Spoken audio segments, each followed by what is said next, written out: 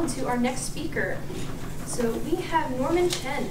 Norman will be giving his second speech in the Competent Communicator Manual, titled Coffee Can Break Your DNA. Recent studies have found that habitual coffee drinking actually affects our DNA. But how exactly? Well, it's complicated.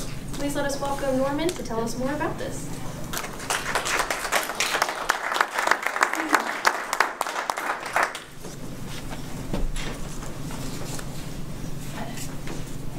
So many studies say coffee is hurting you or coffee is helping you. Everyone wants something out of coffee, but all it wants to do is give. Scientists have again and again and again tried to find out what coffee is doing to the human body. A study in scientific reports lays out nicely, say, consume coffee has been linked to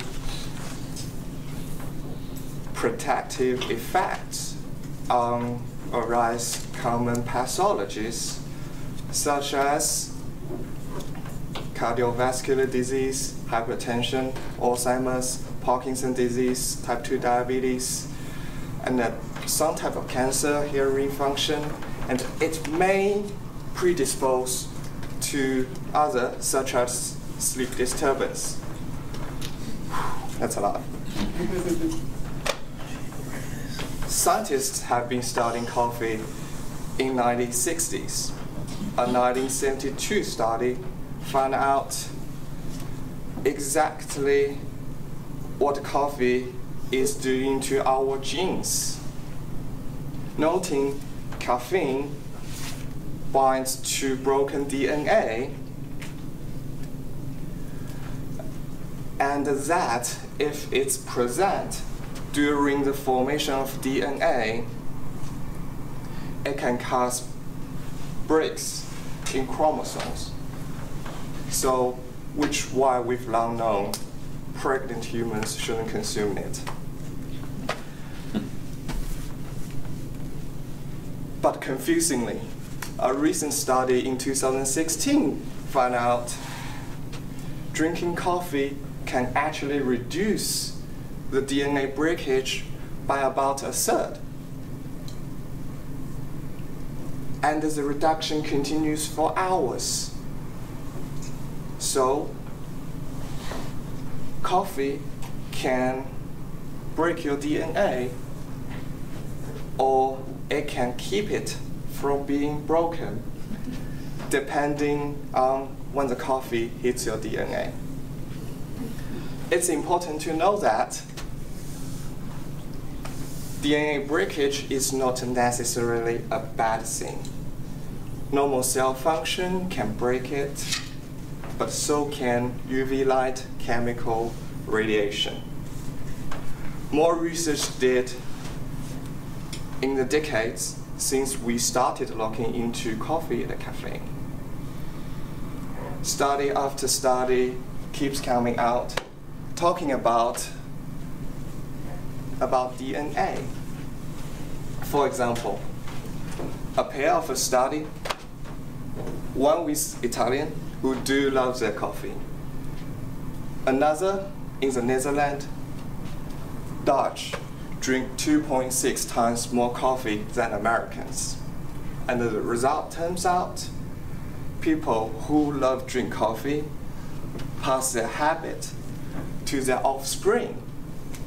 Pinpoint several genes associated with coffee drinkers.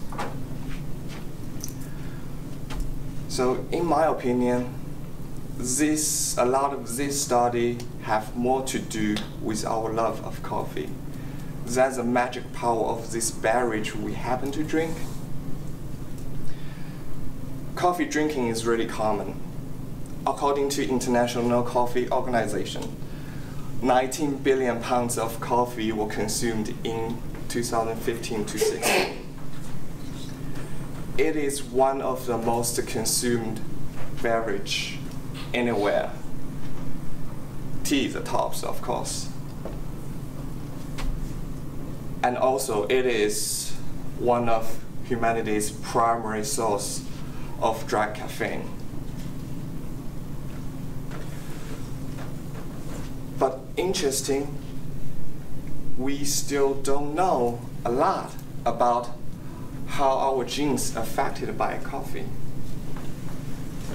Our DNA is constantly affected by the food you eat. DNA is copied and created and copied throughout our life.